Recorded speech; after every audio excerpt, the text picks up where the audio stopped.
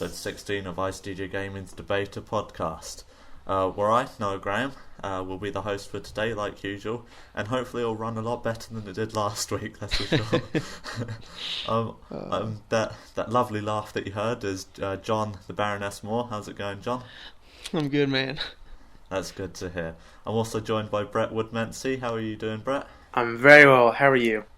I'm very well, thank you. A bit cold, so if you hear me shivering, that's probably the reason. Get a blanket for you. Warm yourself up there. Yeah, I've got a hoodie on and a dressing gown and just trying to snuggle up and do this. Maybe I'll do some dance moves in between to try and warm up my blood. Nice. Well, we're going back to the usual form. Well, I'm not kind of the usual formula. If this is the first time you're listening to the deBETA cast, we're essentially a podcast that talks about everything and anything to do with gaming. Not even that. I mean, we might talk about my shoes one time. You just never know. They're a bit random. Boring. He needs new shoes. I do indeed, because I'm homeless apparently. Gosh. Anyway, we'll get into it. Games we've been playing, and you can start us away with this, Brett, since you're the guest for today. Alright, that's very kind. Well, I just, the other day, finished Alien Isolation. It's a good game if you're into the Alien franchise. I don't know if either of you are, but... I can remember the film. I think I enjoyed it. Yeah, I played about half of the game. I was like, I'm gonna watch the first film for the first time to really appreciate what's gone into this game. And what the game does right is a lot, but I have some major significant annoyances with the game. Like, the presentation is extraordinary, and the creative assembly, the studio behind it, they really immersed me in this world. It felt just like I was in an alien world with the semi-futuristic 70s, 80s technology, like computers and such, and like the opening doors and all that. And I was scared because there's all this fog going around, and it's perfect. And the alien it's terrifying. The AI, it's unscripted, so you don't know what it's gonna do, and that's great. But at other times, they got really frustrating because I would hide in a closet and kind of peer away in the corner so it wouldn't see me, and I was kind of like holding my breath.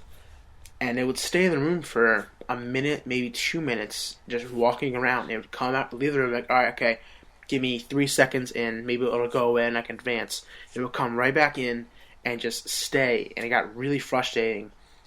And the pacing for the beginning of the game was perfect. The alien would come, and he'd say, oh crap, I gotta hide somewhere. And you would hide, and he would leave, and he would really stress you out. And I was stressed the perfect amount. I said, alright, I'm ready to move on, and I really hope I don't encounter this alien again. And I was afraid to turn the corner. But then, towards the middle of the game and the end of the game, the alien really becomes overexposed. He's always there, and you lose that fear, and he becomes annoying, saying, great, here's the alien again. If he kills me, he kills me. And that part really annoyed me. But if you're an Alien fan, I absolutely recommend the game. But that's the thing with horror games, when you sort of like, because they have to handle dying in such an important way. Because you get to a certain point, if you die a lot of times, or you get exposed to the actual terror piece, then it starts to become less scary and just an annoyance. And that's what it sounds like. Maybe Alien Isolation went on a bit too long, because I know that's what a lot of American reviewers had a problem with. But then a lot of English reviewers or British reviewers thought, well, actually this was a really well put together game. So it obviously does depend on stance. But like you said, the alien moving around sporadically must be cool and annoying at the same time, because I mean, that's something that you count on when you're in a stealth game, is seeing somebody have this certain route so you know what to do. So have it just random must be quite annoying. And you mentioned the doors, and I just want to, this sort of like a little fun fact kind of thing, but the early sort of like sci-fi films, the sound effects for the doors was just a piece of paper sliding across the desk. Huh. Wow. I didn't know that. Interesting. It's just literally a... I kind of make that connection now. Yeah. That was just a little fun fact. What else? The more you know. We may be informative after all. But the game, it is full of quality, and I'm gonna have to disagree with the English and UK reviewers. I feel like the game is a little too long because the final few hours really just break up the immersion. They break up the pace, and one objective turns into numerous objectives. And I'm like, all right, I'm ready to move on. Get me out of wherever I am. Get me to my next objective so I can complete the game.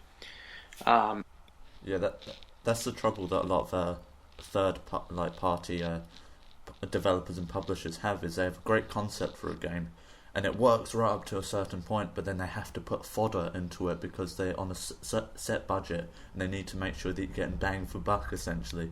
So that's where I guess indie developers have the edge over, is where they have a good mechanic and they know when to stop, whereas third-party ones, you can get a lot of games that just go on for a bit too long, which I think is a concern that a lot of people have with Shadow of Mordor, which is a game we've also been playing, isn't it, Brett? Yeah, I picked it up 2 days ago, I believe. I like it, and that's honestly all I can say about it. I like the combat, but it can feel very repetitive. I'm just button mashing, unless I'm doing something wrong. Like, I'm button mashing square and then countering, and then occasionally throw in the stun, where I can do the flurry attack and such. And I love the open world. I think it's awesome. But like what I do with like an Assassin's Creed game, or sometimes even Arkham, if there are collectibles, I'll try and get those first and get those out of the way. It's just something I've done before and I like to do it. And then I'll move on with the story missions. But they just keep adding more and more stuff you have to collect, and I'm just like, all right, I've done it for too long now. I'm ready to move on. And personally, I feel like going after the captains and such, it's very fun, but I can get very repetitive because I'm definitely more powerful than how powerful I really should be, and I feel overpowered compared to the captains, and it's just a breeze of a fight for me.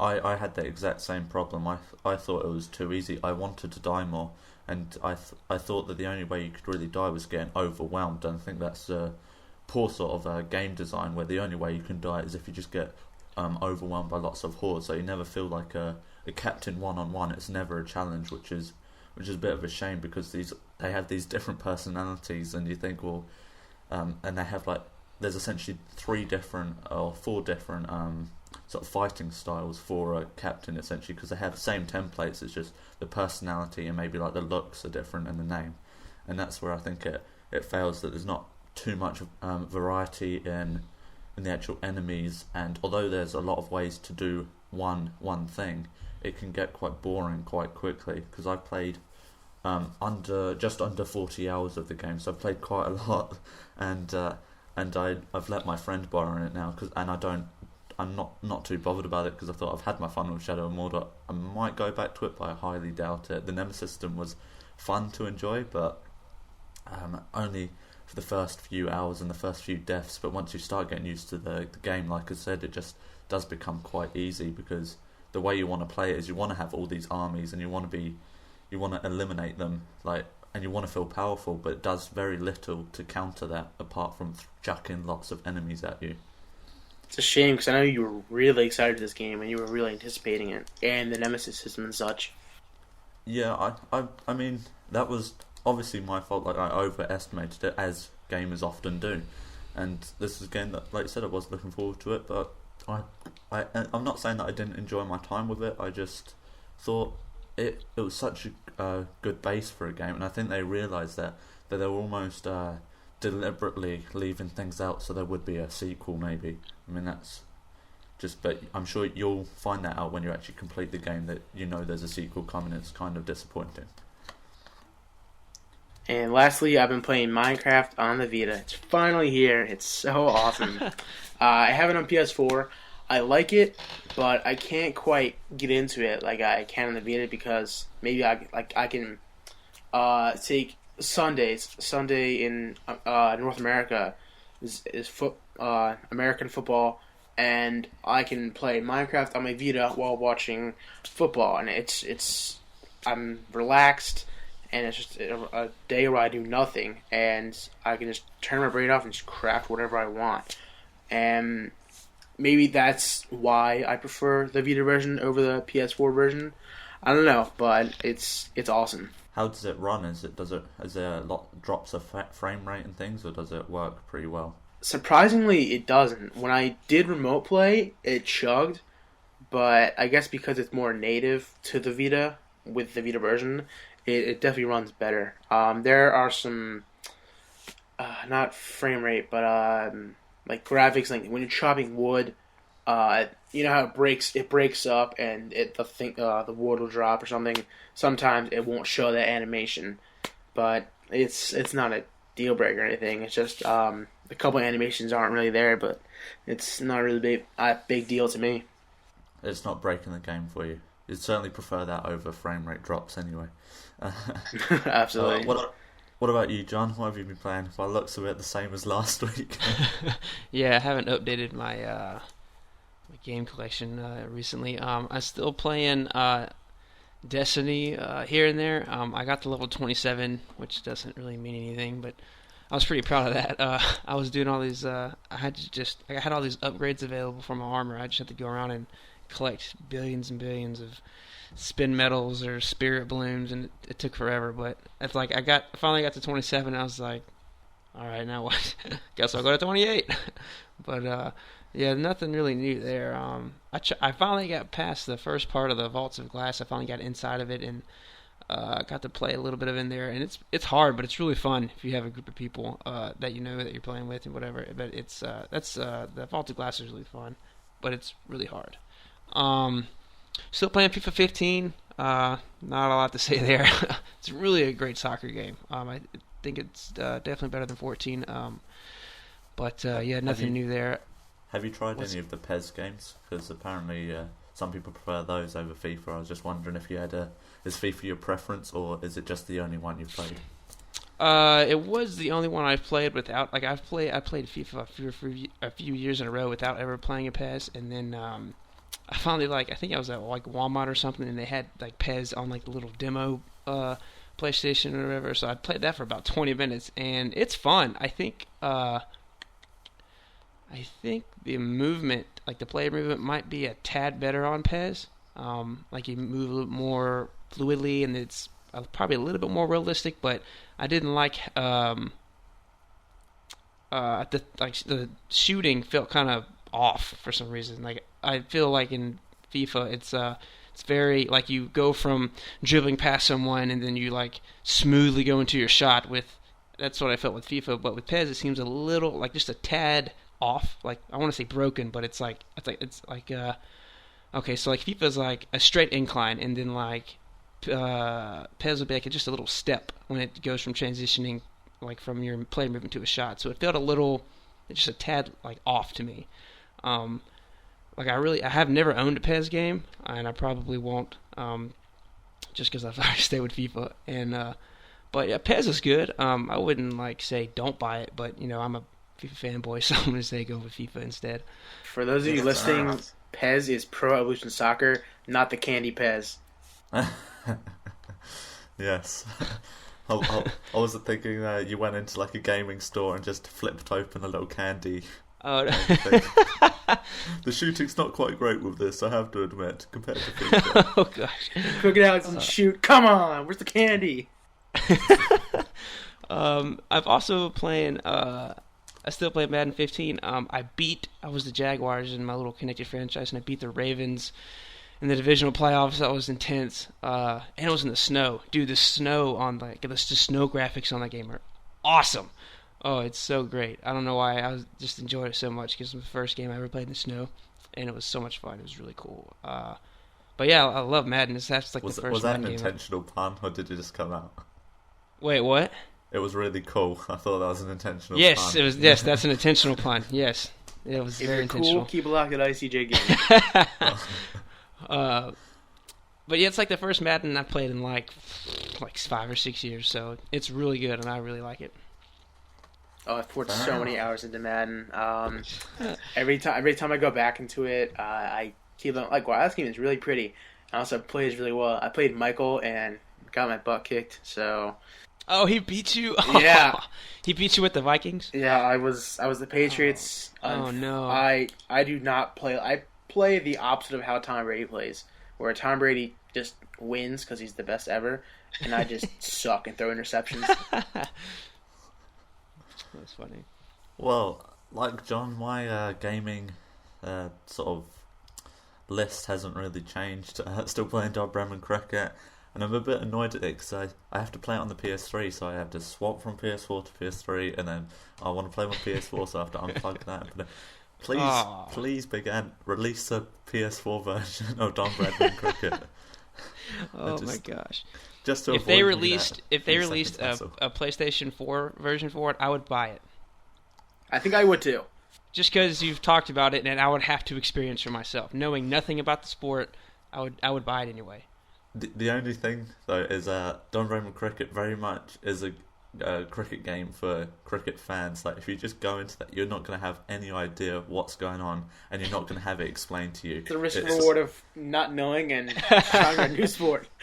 Yeah. It thinks that you already know how to play cricket, which, to be fair, that's the audience it is going for. But so you might struggle. I'm sure I'd have to like Skype you for a couple of hours. Oh, you definitely would. Walking you all through the rules and everything. Where the free throws at? I've also been playing State of Decay once again. I'm just really enjoying it. It's I've said before, it's a buggy game. It has a lot of problems to it, but I just think it's one of the best zombie survival games. Like I mean, there's not too much to explore, but like the open worldness to it, if that's a proper English.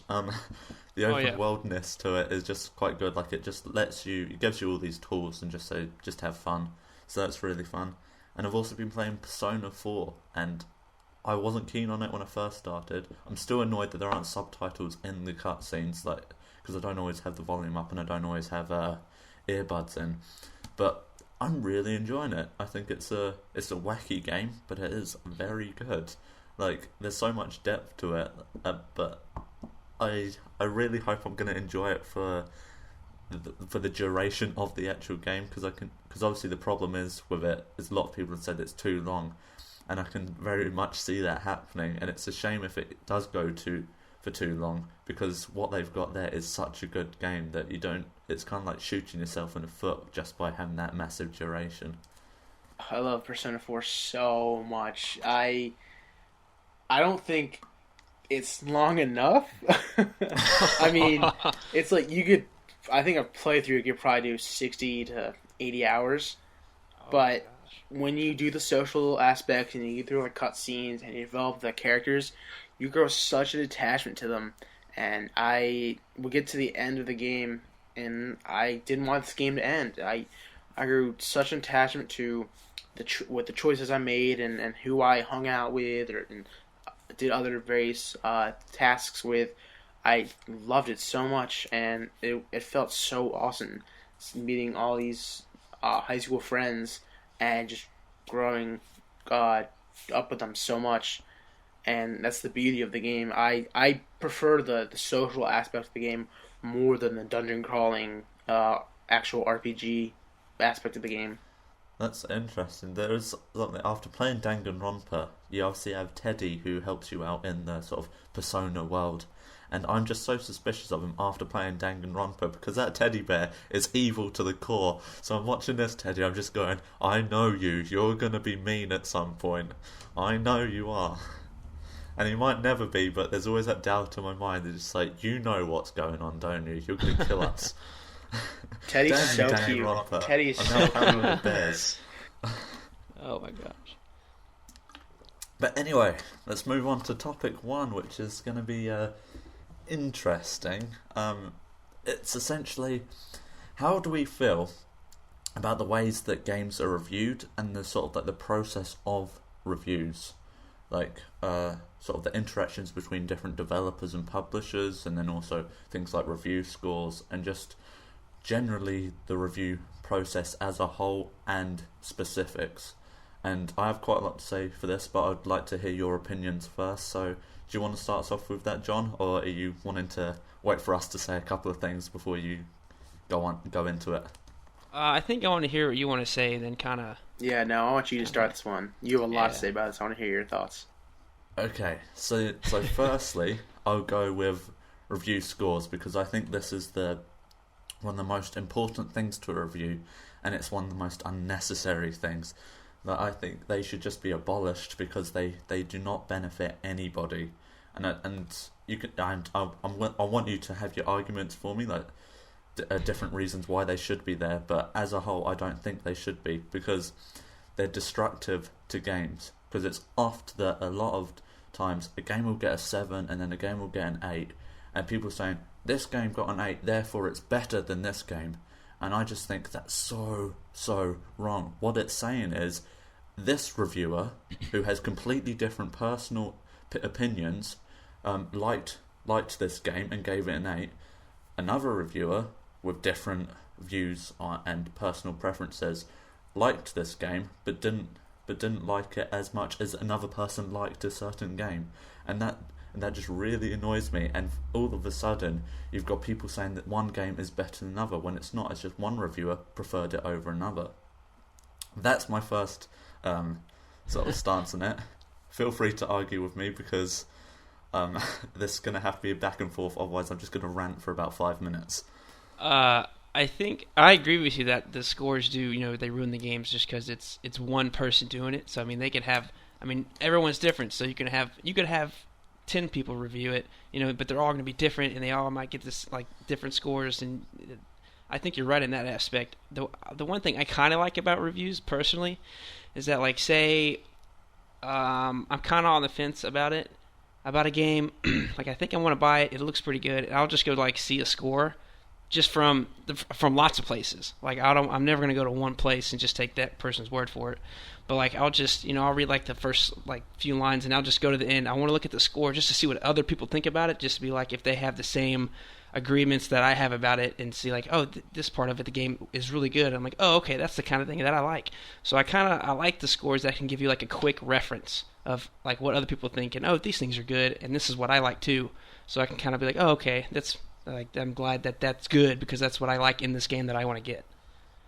Okay, so I appreciate that, but you're very much saying that it's a quick reference, but I mean, surely that just comes with the cons and pros because you don't know anything about it. That number is just a number. It's not giving you any sort of information on the actual game. It's just saying it's 8 out of 10.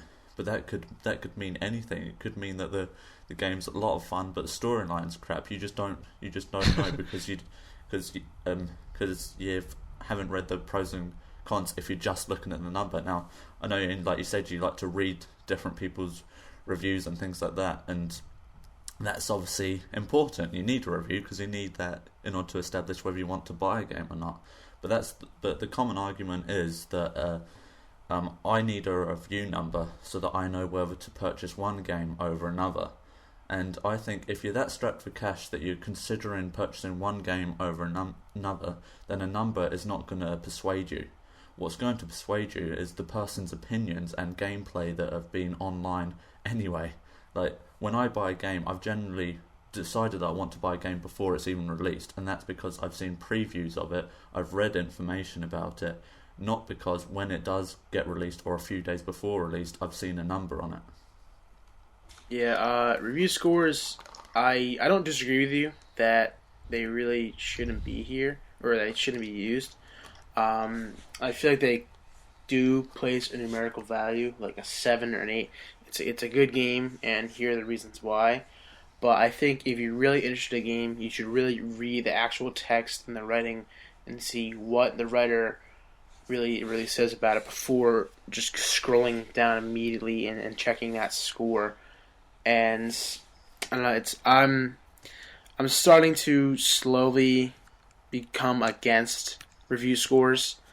It's become, I think it's inevitable that I'm going to say we shouldn't do scores anymore.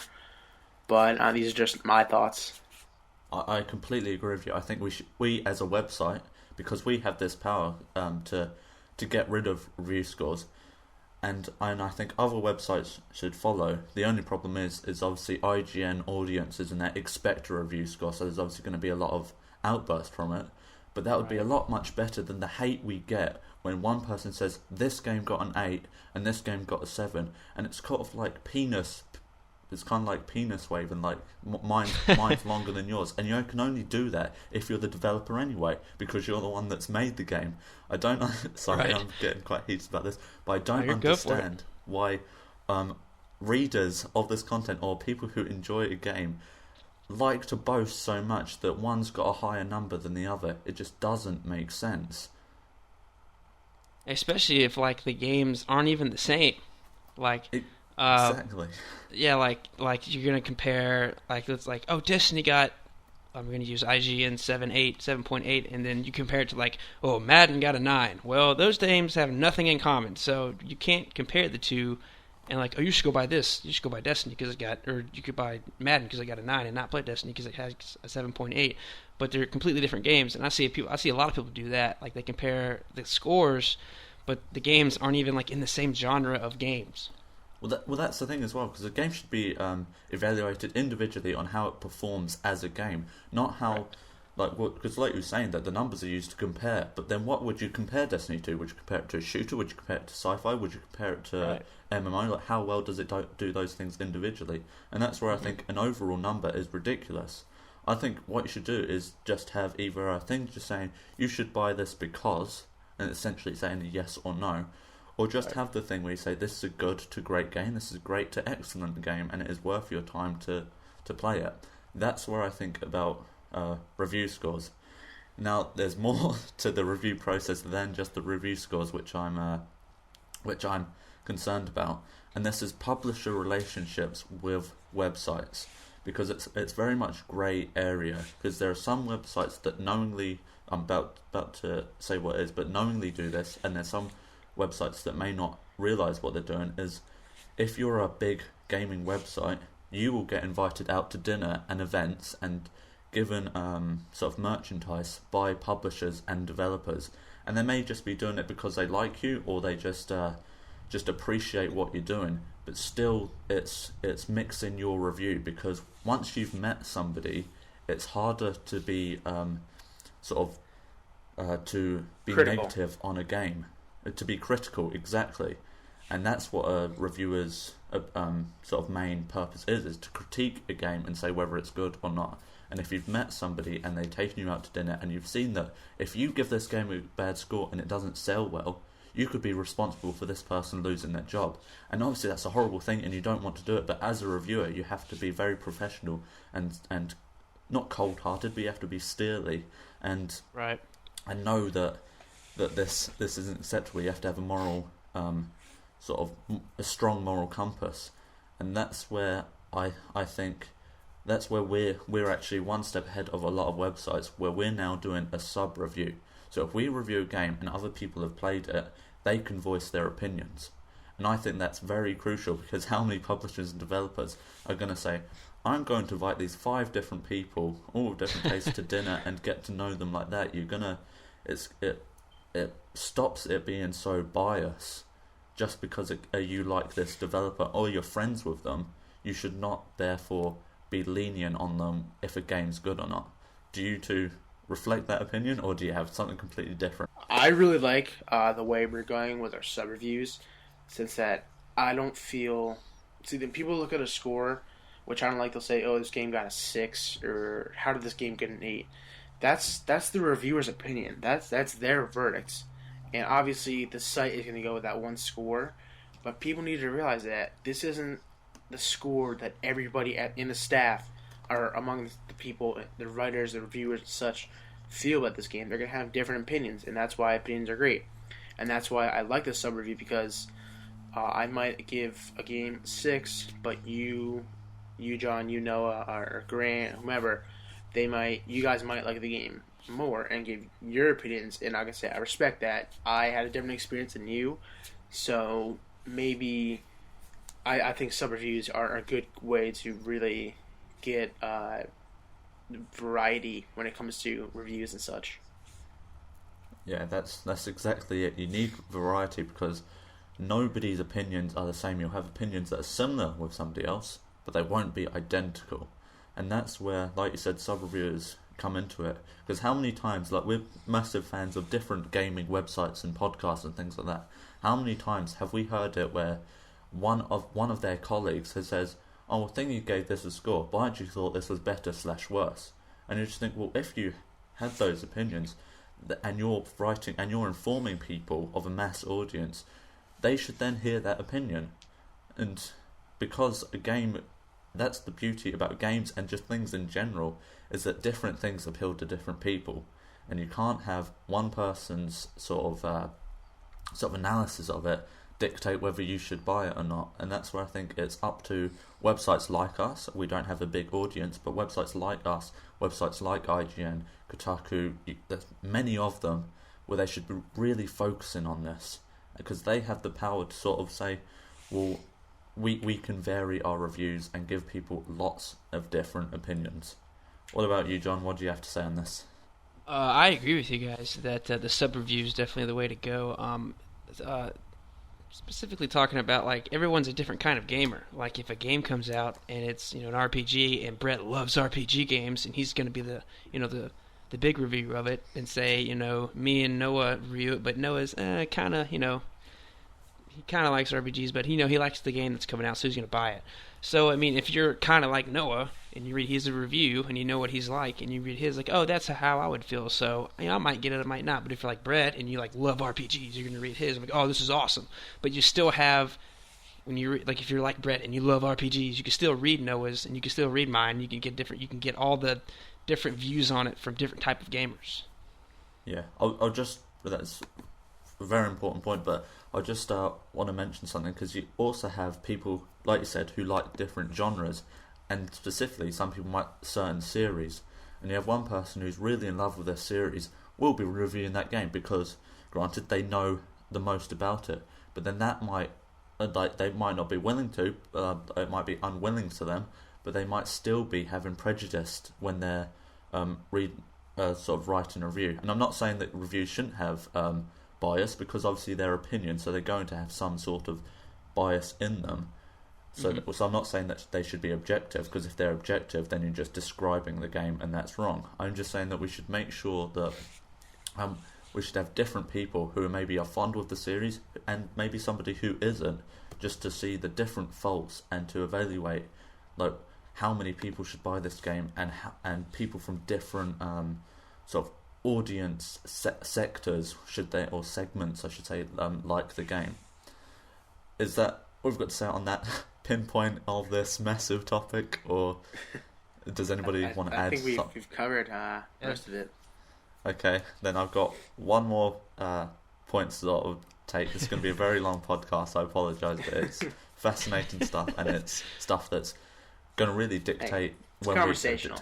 Yeah, it's going to dictate our lives when we do go into this industry, like all of us do. It's about when publishers are giving reviewers dev copies of games, because a lot of the time when you're given a debugged version of a game, it's going to have certain things wrong with it, like online functions might not be working, the frame rate might drop, and a lot of those publishers will say, oh, this is just because it's a debugged version, when it actually comes out that's going to be fixed. Now, I want your opinions. Should that be included in the review? Should you say this may be fixed when launched, or should it be up to the publisher's responsibility to give you a proper copy and you just review it like that instead of ifs and maybes? I think we should. Dev should give the reviewer a set copy, but if they can't, then they can't. But I think you should mention that in reviews. Say, hey, because this is a review copy, an earlier copy, this review is going to be affected, and I feel like you have to review the game how it comes to you, and if it has frame rate issues, bug issues, you're going to mention that in the review. Yeah, that's exactly it. Because I mean, I'm not saying all publishers are doing this, but I'm sure there's some out there that will go, this is going to be fixed when it comes out, and then it's not fixed when it comes out, and you've written a review saying that it will be fixed, and suddenly you as a journalist who's done nothing wrong is suddenly up shit valley, essentially, up shit creek, I should say. So I definitely think you're well within the right to write a review with the copy that you're given. Like if it does have bad frame rate, if online functionality isn't working, I think you should have the right to review it. And if the publishers get mad, well, it's their fault for not giving you a proper game, because they've spent years making this game. Marketing is a major is where a lot of the money goes to, so therefore they should be smart enough to give you a proper copy. What about you, John? What do you think? I think the publisher should give them the whole game. Like if you know you're going to give the game to, you're going to give the game to IGN, like, hey, we want a review copy so we can review it before it comes out. Like, okay, I think they should give them the whole game, because it's only going to benefit them to give them the whole game, so the review can encompass everything and hopefully shine light in all the great places that they made in the game. I don't think that they should give them something like, oh, it'll be added in later, and this will come later, or it's going to be fixed when the real game is out. Like that could backfire and be awful for a lot of people. So I think if they just finish the game, give it out early for reviews, it's only going to help them even more. I mean, unless it's a bad game, well then, but if they have the whole game and they give it to, like IGN and Polygon, and they get those review copies and the whole game is there, then the whole game's going to shine, and this is everything it has to offer, and we don't have to wait, or it's going to be in there later. So I think they should just give them the full game. Yeah, it's certainly important. You certainly shouldn't be held responsible if you've not been given the full game, and then it has been sort of misanalyzed by the person. That's the publisher's fault. That's their responsibility, essentially. Mm-hmm. I guess that ties in with embargoes. That's another side, but that's just more. And I think we should go on to another topic before I get an aneurysm. I will just say that although there's a lot, you should be skeptical of reviews, like from a lot of different websites. I should also say that doesn't mean that you shouldn't read reviews, because they're very good. They give you a lot of insight. And what's happened recently is a lot of people have, especially with Gamergate, have seen these websites, these publications, sort of not be as clear as they thought they were, and they've gone to YouTube instead and watched people from YouTube playing the game, and that. Don't always trust those, because actually in recent history it's been found out that they've been paid off by publishers. So make sure you're careful of everybody. You can't trust anyone. That's essentially what I'm saying.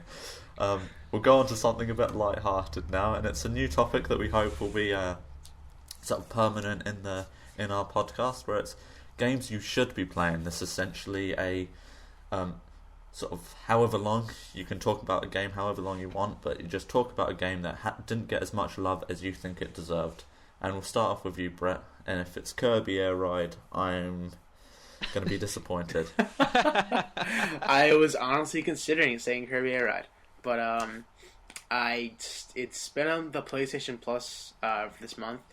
It's on PlayStation 4, and it's also on PlayStation Vita. It's called Pix the Cat. It's an arcade game. It's really fun. I tried it out today for maybe like 20 minutes, and I really like it. What you do is, obviously you're a cat, and it has some hints of Pac-Man in it, where you're going around this board, and you have to collect these eggs, and they turn into chicks, and you have to go around and get them into these little circles, and then as you get every chick inside a circle, the next stage opens up, and if you are surrounded by too many chicks, it can become very hectic, and all the chicks will lose, and that level you have severe consequences. You don't get all those points, you don't get any combos, and the game can rapidly speed up if you start doing things precisely, and it's just a really fun game that I would definitely recommend. Okay, fair enough. I haven't actually downloaded that yet. I probably will get around to it from your recommendation, because I completely forgot about it. But you just described the gameplay, and I'm not sure if you two ever did this, but do you remember a website called Neopets?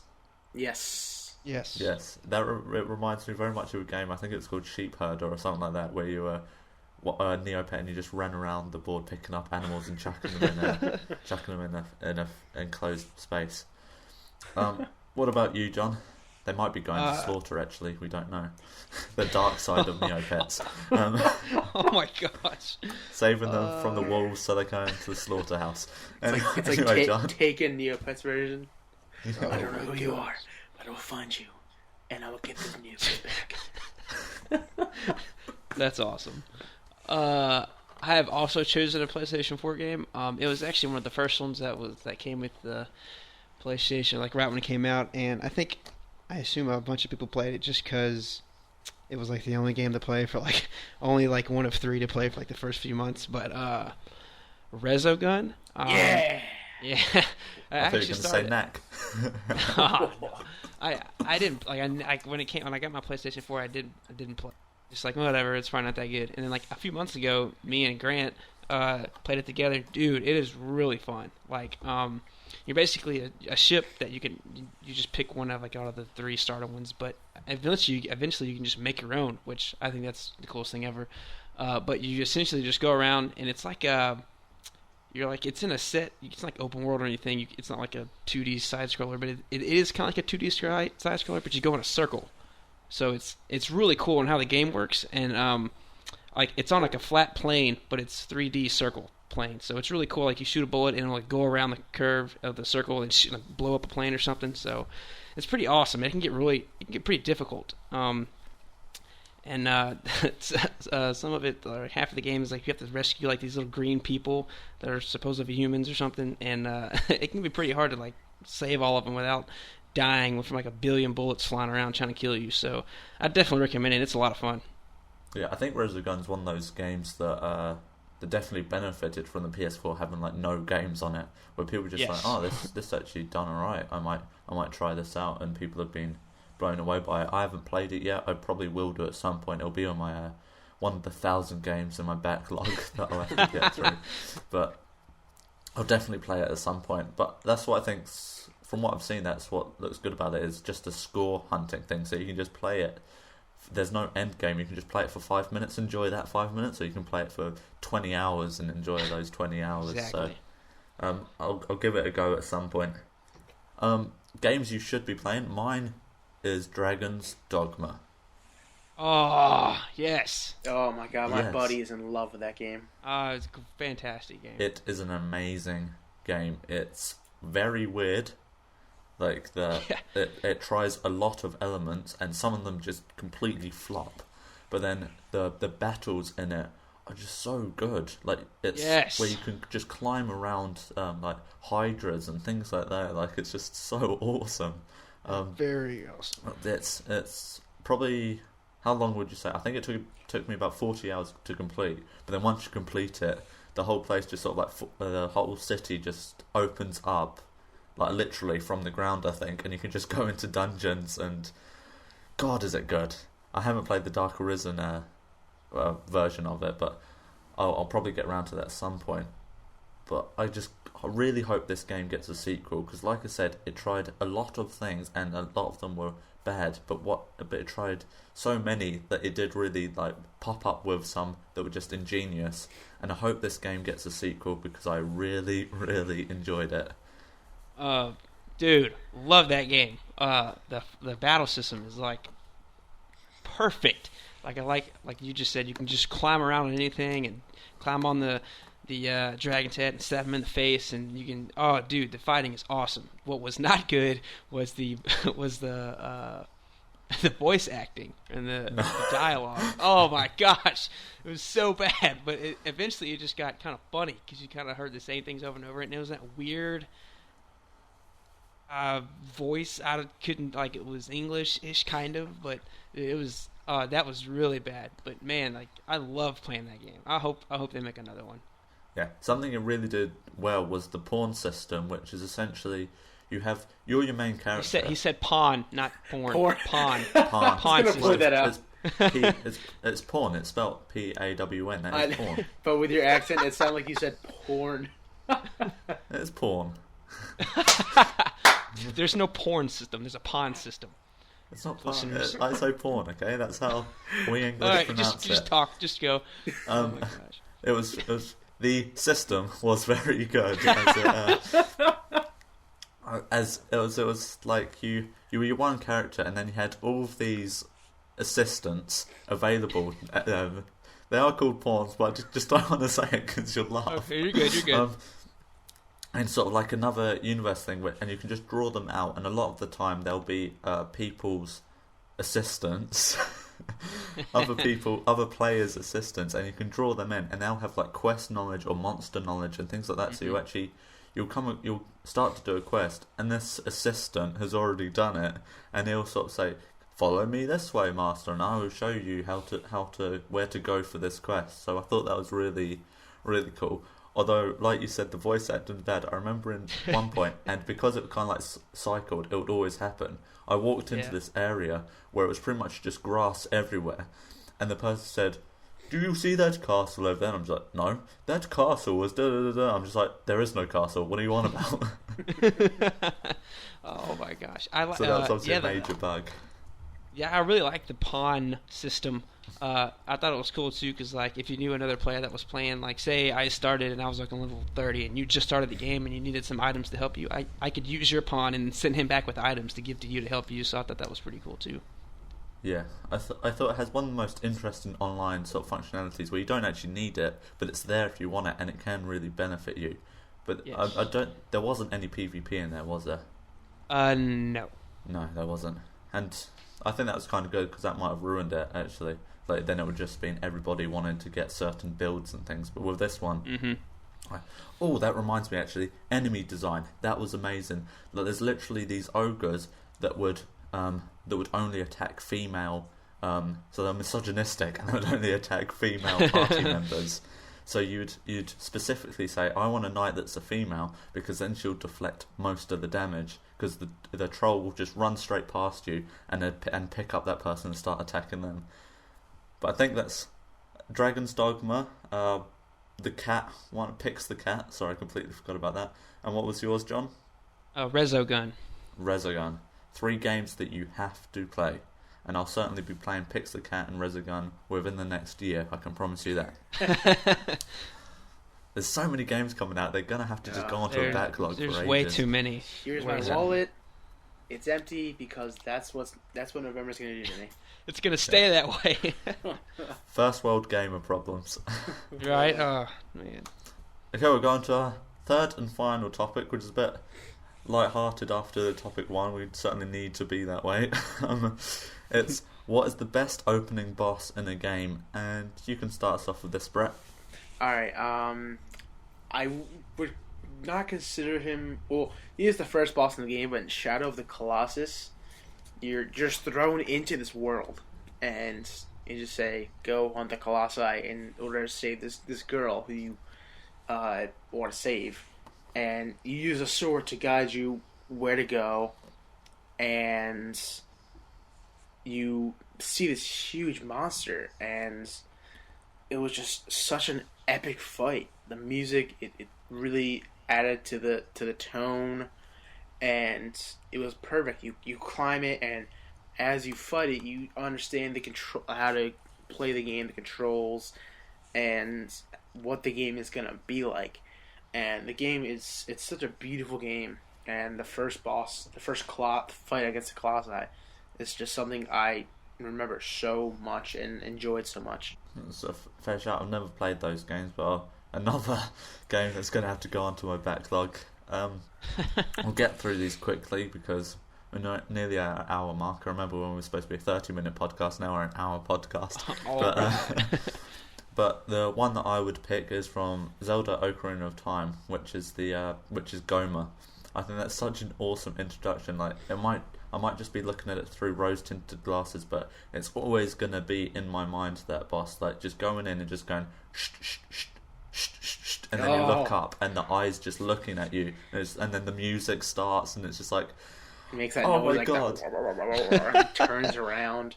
Yeah, exactly. Yeah, it was. And I've completely forgot. Like I know the music, but I'm not going to do it because I'm just going to ruin it for everybody. But that music just has such an impact. This is a boss. I'm a little kid fighting a giant spider. How the hell do I do this? And it's just like, I'll just use my slingshot because why not? What about you, John? Yeah, so I couldn't really think of anything. There's so many games, and I was focusing on the first two topics. But the one that, for some reason, I keep remembering is Final Fantasy X. When you're running around in Xanarkand with Auron, and like all this stuff's happening, Sin's killing people, and like you see when you first start to run, the Sin spawn shoots into a building. It's like this big tentacle thing, and it shoots off these little scales that you have to fight, and you kill all those. And you're like, oh, okay, I got past them, and then the big Sin spawn lands in front of you. You have to fight all that and kill all the tentacles that are on it. So that's the one that just sticks out to me, and I thought that was a pretty cool first boss. Oh yeah, I was actually thinking about saying that as my first boss. Oh yes. Oh yeah, man. I'm playing that game lately, so it's fresh in my mind. But that fight is so awesome. You get the overdrive. Dragon Fang and Auron, and just right. jumps in the air, and like all the tentacles disappear. Like, oh, that is so awesome. He's so strong. He has one arm. He's using a sword. Is that ever explained? Like, I didn't get too far in Final Fantasy X, but is that ever explained? Do you want me to spoil it for you? Well, why his arms in the sling? I want to say it's a theory, but maybe do you want me to spoil it for you? Actually, nah. Okay. We'll wrap up here so I don't get the. I mean, the I don't know. It's not a definitive answer, but I think it might be why. But play the game, you'll agree. Okay. Well, on that temptation, we'll leave episode 16. I can't believe it's been 4 months already, but holy cow. We've been doing this for 4 months. Yeah, we have. It's been a wild, 16 awesome episodes. 4 months. Dang. Oh, that makes sense. Thank you for joining me, two wonderful people. Like I said, being episode 16, make sure you write in your topics because I'm really bad at reading them sort of hosting, as you could tell from last week's podcast. So make sure you send in topics that are nice and clear so I know exactly what to say. And because I'm really scraping the barrel right now. You can do that in several ways. First off, send us an email at deBETacast@gmail.com. Tweet at our IceDJ Gaming Twitter account. Tweet us at us individually. You can tweet me at NoahGraham17. That's NoahGraham17. What's yours, John? MX2 Nerds. What's yours, Brett? Brett Woodmansee. WOODMANSEE. That's right. WOODMANSEE. Woodmansee. Woodmansee. You can also find us on our forums. Send us them there. Facebook, Twitch, if you really want to during one of our live streams. Just say a topic. We might get to it. I'm sure we will. I'm going to ignore that and pretend it didn't happen. Make sure you check out our partner sites, which John and his brother run. That's MX2 Gaming. We also have 8-Bit Chimp. All of that stuff you can find on our website. There's links everywhere. Hope you have a fantastic day. You get a link. We all get links. Everyone gets a link. As you can tell, we're going mad. So thank you for joining us and goodbye. See you guys.